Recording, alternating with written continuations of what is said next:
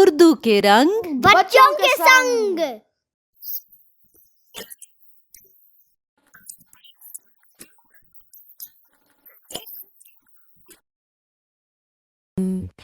Alif alif mad a bit bit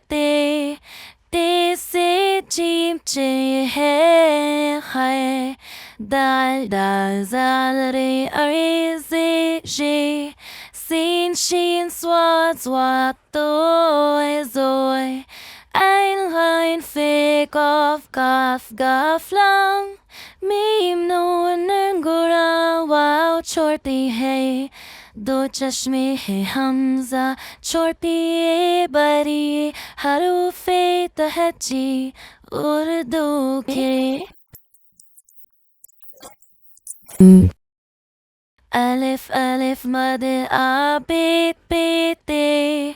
ते से जीम चे है है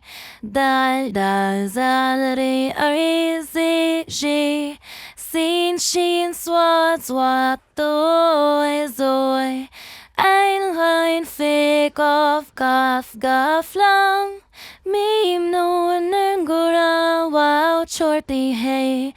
दो चश्मे हैं हमजा छोटी बड़ी हरूफे तहजी उर्दू के